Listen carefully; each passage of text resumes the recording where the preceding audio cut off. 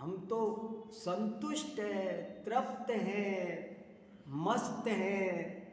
हमसे तो बल्कि कहीं ये 5 इंद्री के विषय भोग छूट जाए तो तकलीफ है। हमसे छूटने नहीं चाहिए। हम तो संसार में मग्न हैं और इतनी गहराई से मग्न हैं कि हम कह तो रहे हैं हमको मोक्ष चाहिए, लेकिन अंदर खाने थर्मामीटर लगा के देखोगे, दूसरे के नहीं, अपने स्वयं के। अगल बगल में मत लगाना किसी के, अपने लगा के देखेंगे तो ये मिलेगा कि मैं कह तो रहा हूं कि मुझे मोक्ष मार्ग चाहिए, पर वास्तव में मुझे मोक्ष मार्ग चाहिए ही नहीं। ऐसी स्थिति तो नहीं है।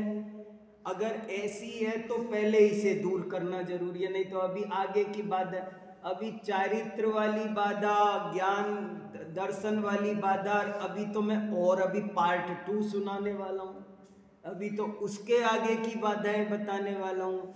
लेकिन पहली बाधा ही अभी हम में से 99% लोगों में है, हम में से है।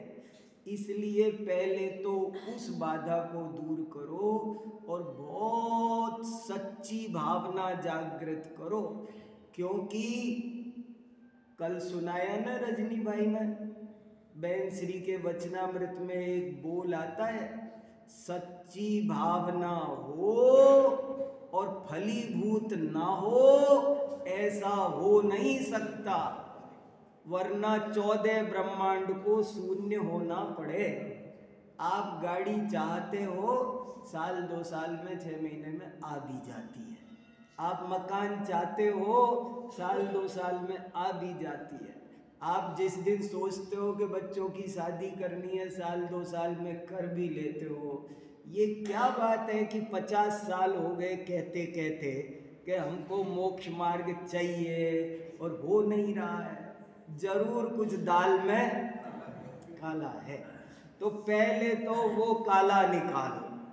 मैं बहुत खास बात समझ गए कि आगे बढ़ जाऊं कि यहीं रुक जाऊं, अभी माल है यहाँ पर। एक छोटी सी कहानी सुना देता हूँ। हमारे आचार्यों की कहानियाँ हैं। हम जैन आचार्यों ने बहुत कहानियाँ लिखी है। आप कहानियों को मजाक मत समझो। कहानी पर मैं एक दिन आपको कभी कहानी पर सुनाऊंगा। सुना रखा है मैंने यूट्यूब पर, कहानी पर 3-4 लेक्चर दे रखे हैं। कथा साहित्य कोई आसान बात नहीं है। पहले के जमाने में सारी शिक्षा कथाओं से ही दी जाती थी। पहले के जमाने में जो कुछ पढ़ाना हो ना, गणित पढ़ाना हो, नीति पढ़ाना हो, राजनीति, समाज, परिवार, सब कहानियों के माध्यम से ही विश्वविद्यालय चलता था। कहानियों में, और कहानियाँ बच्चों के लिए लिखी जाती है, लेकिन कहानी लिखना बच्चों का खेल नहीं है। कहानी लिखने वाले को सर्व विद्याओं का विशारद होना जरूरी है। और जैन धर्म की अपनी विशेषता है कहानी लिखने में। मैं कल बता रहा था, एक बहुत बड़े संस्कृत के विद्वान हुए हैं, बलदेव उपाध्याय। उन्होंने संस्कृत साहित्य का इतिहास लिखा है। उसमें पेज नंबर 8 पर यह लिखा है, संसार में जितनी भी कहानियां प्रचलित हैं सो सब जैन आचार्यों की देन है। कहानियां लिखने में जैन आचार्यों को कोई पराजित नहीं कर सकता। हमारा प्रथमान योग कितना विशाल है, अभी हमारा ध्यान नहीं गया है उस प्रथमान योग की ओर बहुत गहराई से। हम प्रथमान योग के नाम पर 2-4 ग्रंथ जानते हैं मोटे मोटे। ये पंचतंत्र और हितोपदेश ये भी जैन लेखकों की रचना है। ये बात अलग है कि जैनों को ही पता नहीं है, लेकिन बड़ी गहरी बात है। तो कहानी पर कभी बात करूंगा आपसे। मुझे तो कहानियाँ, मुझे याद होंगी 3-4 हजार कहानियां मुझे याद है, और एक एक कहानी मुझे इतना रस देती है, मुझे एक कहानी दिन भर के लिए काफी है। एक कहानी जीवन बदल देती है, एक कहानी ने पूरा जीवन बदल दिया। ऐसी ऐसी कहानियां हैं। पहले हमारे आचार्यों का अनंत उपकार है। हम मूर्ख, आलसी, प्रमादी, कीचड़ में फंसे हुए उनको क्या तत्व ज्ञान सुनाते। उनने सोचा एक कहानी सुना जाओ इन्हें, आज नहीं तो कल फलेगी, थोड़े बड़े होंगे तब समझ में आएगी इनको कहानी, इनको थोड़ा सा आनंद आएगा। आज गवर्नमेंट कहती है लर्निंग विथ जॉय। यूनिवर्सिटी में, स्कूलों में ऑर्डर आ रहे हैं सरकार के कि बच्चों को कैसे पढ़ाओ, खुश कर करके, हंस हंस करके पढ़ाओ, उनके लिए मनोरंजन पूर्वक शिक्षा दो। मनोरंजन के साथ शिक्षा देने में एक्सपर्ट कोई था तो जैन आचार्य थे। कैसी कैसी कहानियां लिख गए। एक ही कहानी में पूरा मोक्ष मार्ग है। मैं आपको 10 कहानियां सुना सकता हूं ऐसी, अब भी सुना सकता हूं। एक एक कहानी में पूरा मोक्ष मार्ग, कुछ सुनने पढ़ने की और जरूरत नहीं है। वो जो गधा है, वो गधा, शेर गधा बन गया, उस कहानी में पूरा मोक्ष मार्ग है। हमारे यहाँ कैसी कैसी 7 तत्व की कहानियां लिखी है। एक कहानी में 7 तत्व का विश्लेषण है, एक कहानी में 5 लब्धियां हैं, एक कहानी में सारी सारी प्रक्रिया है। तो अभी तो अपन क्या चर्चा कर रहे हैं, हमें मोक्ष मार्ग की प्राप्ति कैसे हो। और उसमें मैंने सबसे पहली बाधा आपके सामने रखी कि हमको चाहिए ही नहीं, हम तो बंध मार्ग में ही मग्न हैं। जब बंध मार्ग ही अच्छा, जो तोता पिंजरे में ही रहकर खुश है उसको कौन मुक्त करे भाई। जो तोता पिंजरे में नहीं रहना चाहता है उसे पिंजरा खोल के, दरवाजा खोल के उड़ सकता है। एक पिंजरे में तोता था, समझ गए ना आप मेरी बात। पिंजरे में तोता था और जैसे ही दरवाजा खोला तो उड़ जाता। सारे तोते ऐसे ही करते, जब तक आप दरवाजा बंद रखो तब तक ही वो आपके पिंजरे में रहते हैं, वरना तो पिंजरा खोलते ही उड़ जाते हैं। अब एक तोता ऐसा है कि दरवाजा खोल दिया है और अभी भी नहीं उड़ रहा है। अब इसका क्या इलाज है? क्योंकि उसे उड़ना ही नहीं है, उसे तो आपसे प्यार हो गया है। एक भजन है इस बारे में बहुत अच्छा, तोते के भाव जैसे कभी तिर ही जाएंगे, कबूतर के भाव जैसे कभी तिर ना पाएंगे। समझ में आई बात?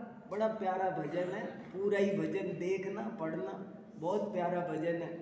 तोते के भाव जैसे कभी तिर ही जाएंगे, कबूतर के भाव जैसे कभी तिर ना पाएंगे। क्या फर्क है तोते में और कबूतर में? कबूतर को एक दिन मुंडेर पर दाना डालो और फिर उड़ाते रहो रोज, वो उड़ेगा नहीं। वो उसको बांधना नहीं है, लेकिन उसको तो वो उड़ेगा नहीं बस। और तोते को आप सोने के पिंजरे में रखो, 1 साल आपके पास रहते हो जाए, आप खूब उससे प्यार से राम राम मिट्टू कुछ बोलो, आप उसको बढ़िया से बढ़िया उसके पसंद का अनारदाना खिलाओ, मगर जरा साल भर बाद 1 मिनट पिंजरे का दरवाजा खोलो, वो उड़ जाएगा। वो आपके साथ रहता है मगर आपके साथ नहीं रहता है। हम भी घर में रहें तो चलेगा, दुकान में रहें तो चलेगा, पर दुकान हमारे अंदर नहीं रहनी चाहिए। मैं दुकान में बैठूं तो चलेगा, दुकान मेरे में, हमने बड़ा गड़बड़ कर रखा है। हम प्रवचन में बैठते हैं पर प्रवचन को अपने में नहीं बिठाते। माने ये बहुत बड़ी विडंबना है। पहला सॉल्यूशन तो इसका करना है। तो वो कहानी उन्होंने, आचार्यों ने प्राकृत भाषा में, प्राचीन कहानी, और ये कहानी घुमा फिरा के इधर उधर, वो मधु बिंदु की चौपाई है ना, वैसी ही कहानी है ये बाइबल में भी मिलती है। जैन आचार्यों की कहानी संसार में फैली। ईसा मसीह की बात ध्यान में आ रही है, पर मैं कह रहा हूँ कि तुझे नहीं सुनाना। देखो सुनो, तो कहानी क्या है सुनो। एक सूअर था, बहुत मार्मिक कहानी है। एक सूअर था और झोड़ में लौट रहा था। झोड़ समझ गए ना? झोड़ शब्द का कोई अनुवाद नहीं हो सकता बढ़िया। झोड़ माने गंदे पानी का डाबरा। डाबरा समझिए कुछ, एक छोटा सा गड्ढा जिसमें गंदा पानी महीनों से सड़ गया है, बदबू आ रही है, 1 किलोमीटर तक बदबू फैल रही है, जिसमें मलमूत्र है। ऐसे झोड़ में एक सूअर पड़ा था और लोट पलोट कर रहा था। ऊपर से कोई देवता गुजरे, विमान मानो सीमंदर स्वामी के यहाँ से समोसरण से दिव्य ध्वनि सुनकर लौट रहे होंगे अपने घर के लिए। तो वो लौट रहे थे, तो सब जीव भगवान आत्मा है ऐसी दिव्य ध्वनि सुन के लौट रहे थे। तो वो जब गुजर रहे थे तो नीचे देखा ये क्या हो रहा है, और उसे उस देवता को उस पर सूअर पर करुणा आई, इसका यहाँ से उद्धार करना चाहिए। तो वो उतर के आए और उससे कहने लगे, हे भगवान आत्मा, हे भव्य जीव, ये तुम क्या कर रहे हो? क्या अपनी दुर्दशा बना रखी है? तुम सिद्ध समान अनंत गुणों के गोदाम, तुम ऐसे हो वैसे हो, और तुमने ये क्या दुर्दशा अपनी बना रखी है? आओ हमारे साथ बैठो विमान में, हम तुमको बहुत बढ़िया स्वर्ग में ले चलते हैं, वहाँ से समोसरण में जाया करेंगे, दिव्य ध्वनि सुनेंगे, तुम आनंद से रहना। आज तुम यहाँ बैठो, पीछे आ जाओ, विमान में बैठो।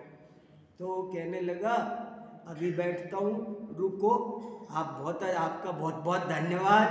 आप पर उनको धन्यवाद दे रहा है, आपकी प्रशंसा, आपको माला पहनाता हूँ, आपके तिलक करता हूँ, अभिनंदन करता हूँ, और आप रुको, मैं जरूर चलूँगा, मैं जरा एक बार लौट लूँ इसमें। तो बोले कोई बात नहीं, एक बार लौट ले, चल। तो लौट लिया। फिर बोले जरा इधर से भी लौट लूं, बोले इधर से भी लौट ले। बोले एक बार और लौट लेता हूँ, चलना तो है ही। फिर तो एक बार और लौट ले भैया। ऐसे 5-7 बार हो गया, एक बार और, एक बार और, एक बार और लौट लेने दो, एक बार और लौट लेने दो। ऐसे 5-7-10 बार हो गया, वो वहां से चलने का नाम ना ले, लौटता जाए। आखिरकार उस देवता ने कहा, देखो भैया, तुमको चलना है कि नहीं, सही बताओ। नहीं चलना हो तो हमारी कोई जबरदस्ती तुम्हारे साथ में नहीं है, हम तो तुमसे निवेदन कर रहे हैं, और तुम चलो तो तुमको अवसर दे रहे हैं। गाड़ी तैयार है, गाड़ी तैयार है, बैठो तुम। और अगर तुमको कदाचित नहीं चलना हो, तुम्हारा निर्णय हो, तो तुम हमारा टाइम क्यों खराब करो? हम जाएं अपने घर, हम तुम पर जबरदस्ती नहीं करना चाहते, तुम हमें जाने दो। तब वो जब इतनी बात आ गई, अब तक तो एक बार कर रहा था, अब जब इतनी बात हो गई कि चलते हो या मना करो, हाँ या ना, तो वो बोला कि वो एक बात आपसे पूछनी थी। बोले क्या? कि मैं आपसे ये पूछना चाहता हूँ कि वो ऐसा डाबरा वो वहां है कि नहीं है जहां तुम मुझे ले चल रहे हो। तो बोले भैया ये ऐसा वहां नहीं है, फिर आप ही जाओ, मुझे नहीं जाना।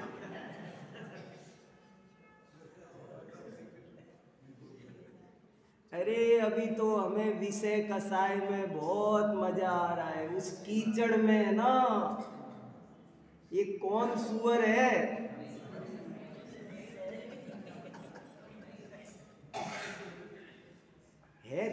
हृदय विदारक बातें है ये, कोई मतलब किसी की बात नहीं और मजाक नहीं। बहुत अच्छी कहानी है, मनोरंजन के साथ सिखा रहे हैं, लेकिन सही पूछो तो आंख में आंसू आ जाए कि ये हमारी दशा है। हमने मुखौटे ओढ़ रखे हैं। हम क्या चाहते हैं कि दुनिया तो समझे हमें धर्मात्मा और रहे हम विषय कसाई, तो डबल फायदा लेना चाह रहे हैं। जो विषय कसाई में डूबे हैं वो तो विषय कसाई कहला भी रहे हैं, और हम क्या समझते हैं, मैं ये नहीं कह रहा कि आप उस रास्ते जाओ, मैं आपको बता रहा हूं कि अंदर खाने कहीं पहली बाधा पे ही तो हमारी गाड़ी नहीं रुकी है, और पहले तो उस बाधा को दूर करो। दूसरे नंबर पर हम कहाँ अटक जाते हैं कि हम बाह्य आचरण ले लेते हैं और समझ लेते हैं कि हम मोक्ष मार्गी बन गए। शाम को चर्चा विस्तार से इस पॉइंट पे भी कर ली, करो तो जितनी भी कर लो। लेकिन दूसरी बाधा यहाँ है कि हमारा मन से वो चीज नहीं आई होती है, हमारा मन वहीं अटका रहता है। हम छोड़ तो देते हैं किसी के कहने से, हम दूसरे के देखा देखी हम उन चीजों को छोड़ तो देते हैं। किसी ने कहा कि भैया तुम बाजार की चीजें मत खाया करो, छोड़ तो दी, लेकिन मन अटका रहता है। तो ऐसे अंदर से छूट नहीं होती है तो फिर वो फायदा नहीं करता है। तो भाई अंदर से छूट कैसे हो जाए कि सम्यक दर्शन हो जाए तो अंदर से छूट हो जाए। सम्यक दर्शन जरूरी है। क्रोध हमने छोड़ा, लेकिन क्यों छोड़ा? ये मोटिवेशनल स्पीकर होते हैं ना, ये भी क्रोध छुड़ाते हैं। वो कहते हैं आपको ऑफिस में तरक्की करनी हो तो क्रोध का मैनेजमेंट, वो मैनेजमेंट सिखाते हैं, क्रोध मैनेज करना सिखाते, खत्म करना। वो कहते देखो तुम अभी क्रोध करोगे ना, तुम इंक्रीमेंट से जाओगे, इज्जत से जाओगे, तो तुम अभी दबा जाओ इसको ऐसे नहीं ऐसे नहीं करो। देखिए क्या खेल तमाशा हो रहा है। तो ऐसे हमने क्रोध को दबाया बहुत बार, क्रोध को मैनेज बहुत बार किया, और उस मैनेज करने के जो साधारण लाभ हो सकते थे वो हुए भी हमको, लेकिन मोक्ष मार्ग में तो वो फायदा हमको नहीं मिला। तो हमने सोचा सम्यक दर्शन महत्वपूर्ण है। सम्यक दर्शन के पीछे लगे, तो सम्यक दर्शन के पीछे लगे तो हमसे क्या गलती हुई कि हमने माना पर उसे बिना जाने माना। बिना जाना हुआ श्रद्धान, अज्ञात का श्रद्धान, वो फिर गधे के सींग के समान रहा। हमने देखा देखी, पंडित टोडरमल जी ने व्यवहाराभासी प्रकरण में इन सब का बहुत विस्तार से वर्णन लिखा है, और उनमें से मैंने आपके सामने ये परीक्षा रहित आज्ञानुसारी खोला है, और इसमें से 2 लाइन पढ़ के सुना रहा हूँ, आपको पता चले क्या क्या क्या हमसे कहाँ भूल हो रही है। देखो कितने ही जीव पेज नंबर 215 पर है, कितने ही जीव आज्ञानुसारी जैनी होते हैं। जैसी शास्त्र में आज्ञा है उस प्रकार मानते हैं, परंतु आज्ञा की परीक्षा नहीं करते। यदि, अब ये लाइन सुनो ध्यान से, यदि आज्ञा ही मानना धर्म हो तो सर्व मत वाले अपने अपने शास्त्र की आज्ञा मानकर धर्मात्मा हो जाएं। इसलिए परीक्षा करके जिन वचन की सत्यता पहचान कर जिन आज्ञा मानना योग्य है। और अंतिम एक लाइन और, ऐसे बहुत सारी बात है। अंतिम एक वाक्य और है कि इससे इतना तो होगा कि वो स्वर्ग आदि जाएगा, लेकिन भव का अभाव नहीं होगा इसमें। वो कैसे भी करके आज्ञा मानेगा ना, तो इतना तो होगा कि दुर्गति नहीं होगी, सुगति होगी। आप भगवान की आज्ञा मान के भी 5 पाप छोड़ोगे तो आप पापों से तो बचोगे ही, इसलिए स्वर्ग आदि चले जाओगे। लेकिन ये जो जीवन भव के अभाव के लिए मिला है वो काम अभी भी नहीं होगा। इसलिए क्या करो कि ज्ञान करो, ईमानदार ज्ञान करो। हमको श्रद्धा भी पलटनी है, हमें चारित्र भी पलटना है, पर श्रद्धा और चारित्र दोनों को पलटने के लिए सच्चा पुरुषार्थ ज्ञान में होता है। और ज्ञान बहुत ईमानदारी से करो, बिना किसी दबाव के, बिना, बिल्कुल वैज्ञानिक रीति से बातों को समझो। अभी यहाँ भी आप अपना सिक्योरिटी चेक लगाओगे ना चिप लगा के, तो आपको यहाँ भी बहुत गड़बड़ दिखेगी। यहाँ भी चिप से वो कहते हैं ना नार्को टेस्ट होगा, इसका भी टेस्ट होना चाहिए कोई कि ये कितना धर्मात्मा है। ऐसा कोई टेस्ट होना चाहिए, जैसे वो उसका होता है ना कि ये क्या बोलते हैं, कोई कितने तरह के टेस्ट कर दिए न्यायपालिका ने, सब उसका उगलवा लेंगे तूने कैसे 35 टुकड़े किए। ऐसे ही ये अंदर में हमारे कहाँ कहाँ बैठा है, हम चाहते नहीं हैं या ऊपर से लादते हैं या श्रद्धा करते हैं तो भी देखा देखी करते हैं, भावुकता में आके करते हैं, कुछ और वजह हम पर सामाजिकता ही हावी रहती है। हम धार्मिक और दार्शनिक नहीं बने होते हैं। हम जो जी रहे हैं ना वो सब हमारा अभी 99% हमारा जीवन सामाजिक ही है।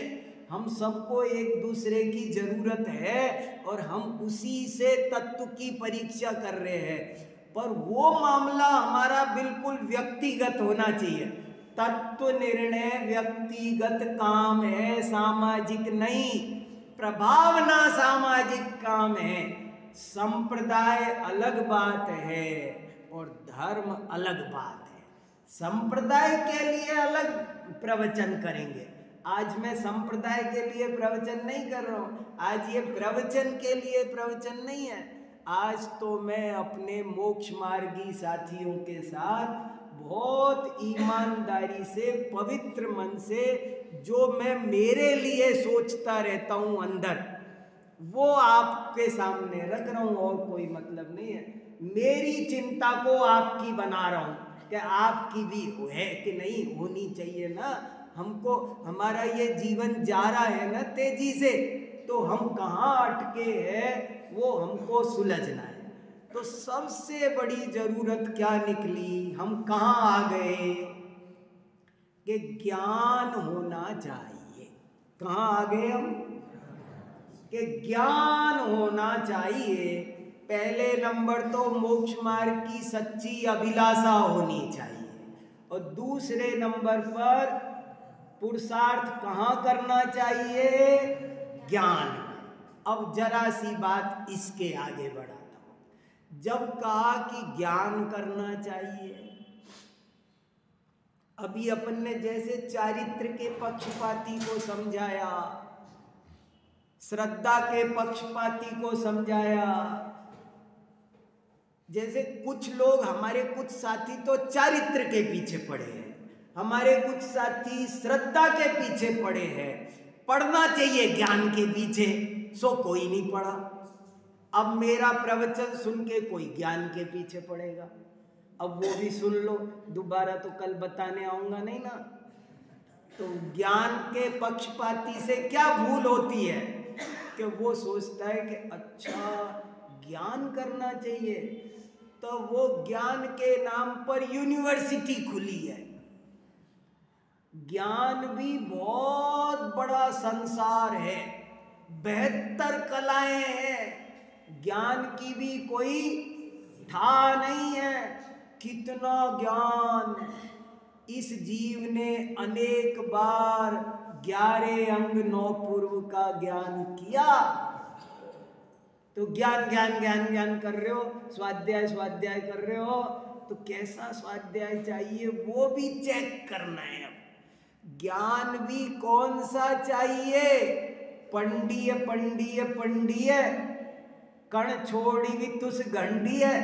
अरे पंडित, ऐसे लिखा योग सार में कि जैसे दुनिया रुपए गिनती रहती है, ऐसे ये ज्ञान के क्षेत्र में आके किताबें गिनता रहता है। इतने पेज गिने, इतने पेज पढ़े, मैंने इतनी किताबें लिखी, मैंने इतने लेख लिखे, देखो मुझे 4 पुरस्कार मिले, मैं कितना बड़ा पंडित हूँ। समय सार का ज्ञान माने क्या, मुझे 415 गाथा याद हो गई और वो किस भाषा में लिखा है, इस शब्द को इस भाषा में ये कहते, इस भाषा में ये कहते, इसका नाम ज्ञान है।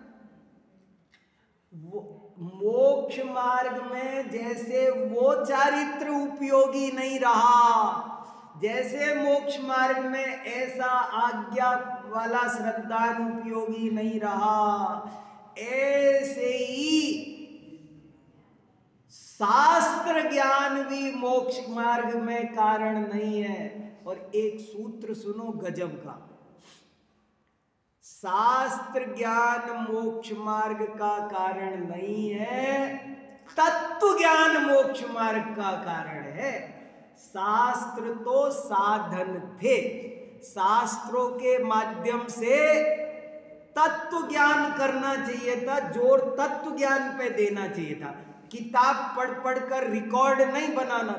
ये किताबों की दुनिया भी न्यारी है, ज्ञान की दुनिया भी न्यारी है, इसमें भी जीव उलझ जाता है। थोड़ा सा चारित्र धारण करता है तो समझ लेता है मैं मोक्ष मार्गी हो गया, थोड़ा सम्यक दर्शन आहा करने लगता है, सिद्ध समान हूँ, तो भी समझता है मैं सम्यक दर्शन में हो गया।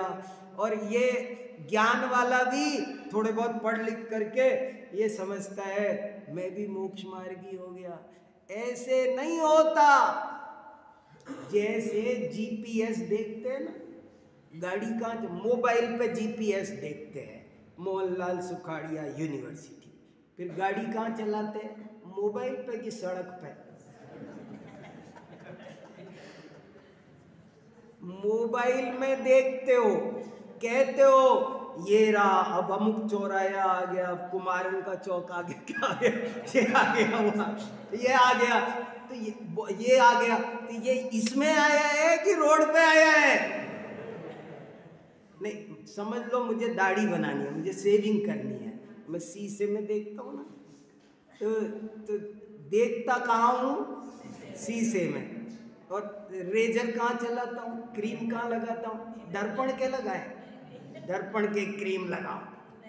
अरे शास्त्र तो साधन थे, साधन के माध्यम से साध्य देखना चाहिए था, तत्व के लिए शास्त्र थे। मैं स्वयं क्या है, पर क्या है, स्वभाव क्या है, विभाव क्या है, ये समझने पर फोकस होना था।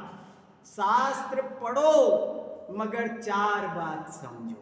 7 तत्व को मैं 4 भागों में बांटता हूँ।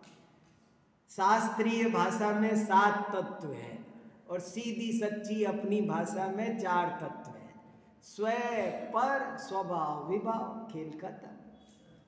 4 चीज समझ में आनी चाहिए, उस पर जोर देना चाहिए।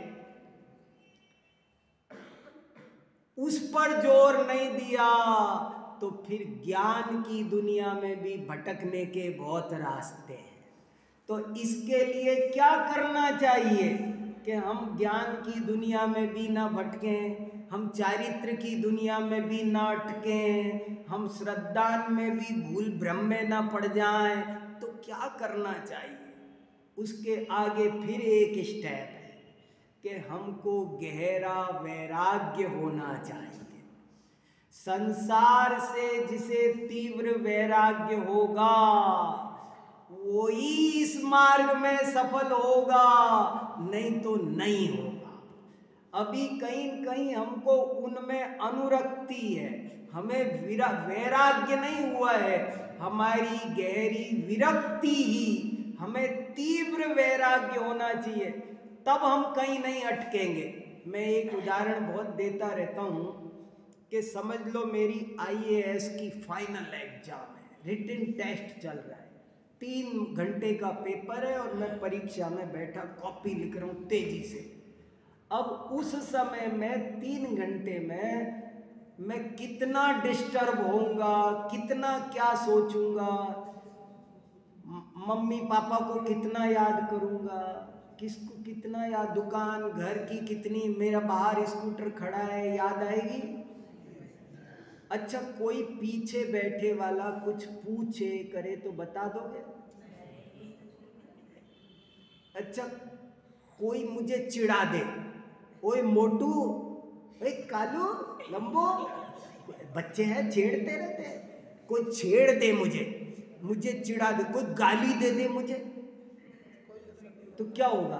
उससे लड़ने लगूंगा? कुछ नहीं, सबको इग्नोर करके मुझे पता है अगर आज मैं चूका तो मेरा क्या होगा। मेरी ये जो 5 साल 10 साल से रात दिन मेहनत कर रहा हूं, अब मैं सब सारे अटेम्प्ट पार करके आ गया हूं, प्री में निकल गया, इसमें निकल गया, फाइनल है। अब मुझे अगर जरा सी भी लापरवाही की तो गया। ऐसे ही हम कब कब कहाँ थे, 1 इंद्री 2 इंद्री मिथ्या मतों में, जैन मत में पाकर भी आज यहाँ आकर हमको ये मिला है, अब कहाँ अटकना है बताओ। तो जब तक गहरा वैराग्य नहीं होगा तब तक आप मोक्ष मार्ग पर रुक नहीं पाओगे। क्या हो गया, मैं तो बहुत तरह से अपने लिए सोचता रहता हूँ, हमको बहुत तरह की सांसारिक इच्छाएं होती है, थोड़ा सा तो विवेक से सोचो। जैसे मैं कभी कभी सोचता हूँ कि इस दुनिया में कितने लोग विकलांग हैं कि नहीं है बताओ? कितने लोग ऐसे हैं जिनके पैर नहीं है, जिनके आंखें नहीं है, अंधे हैं कितने ही, और हम भी हो सकते थे कि नहीं बताओ? क्या क्या कोई अनोनी बात है? इतने लोग होते हैं, 2% लोग विकलांग हैं देश की आबादी में, वो विकलांगों में हम भी, और वो छोटे छोटे विकलांगों की छोड़ दो, तो कितने हैं बड़े विकलांग, वो इतने हैं। हमारे भी तो मान लो ऐसा हो सकता था ना, मेरे पैर नहीं होते तब मैं कहाँ कितना भागता, तब मैं कहता उनके नहीं जाऊं तो कैसे सरेगा। हम 80 साल के हो गए, भागते फिर रहे शादियों में, इसमें उसमें। अब हमारा स्वाध्याय का मन क्यों नहीं है? शांति से भेद विज्ञान और सामायिक में जी क्यों नहीं लगता है? अब कह दो ना कि अब आ गए, बहुत हो गए, बहुत हो गया। मैं अंधा होता तब कितनी टीवी देखता, कितने मैच देखता, तो तब नहीं देखते ना। शास्त्र में लिखा है, पद्मनंदी पंचविंशतिका में आ गया होगा या आएगा, कि इस जीव ने परवश होकर बहुत दुख सहन किए, लेकिन स्ववश होकर यदि सहन करे तो मुक्त होते देर ना लगे। अभी कर्फ्यू लग जाए, गाड़ी बंद हो जाए, तो मैं दिल्ली जाऊंगा? तब तो कैंसिल करना पड़ेगा ना। और अभी मुझे यहाँ सामायिक करने का मन करे तो नहीं, तब नहीं छोड़ेंगे। हम परवश बातों को मानते हैं। हमें कोई हॉस्पिटल में डाल देना, अभी लग जाए, अभी यहाँ सीढ़ी उतरते चोट लग जाए तो हॉस्पिटल में डाल देंगे 15 दिन, तब पड़े रहेंगे। तब ऑफिस दुकान का क्या होगा? और अभी कह दे कि थोड़ा सा समय दुकान से निकाल लो, थोड़ा सा समय निकालो, हम नहीं निकालते। हमें 24 घंटे मुझे इस भव में भव का अभाव करना है। आपके हमारे आदर्श गुरुदेव श्री हैं कि नहीं है? भव का अभाव करने के लिए सब काम छोड़ के जंगल चले जाते थे, 8-8, 10-10 घंटे समय सार पढ़ते थे खाई में बैठ करके। तो ऐसे करके तीव्र रुचि जगाओ, तब जाके मोक्ष मार्ग की प्राप्ति हो सकती है। थोड़ी देर कर दी मैंने।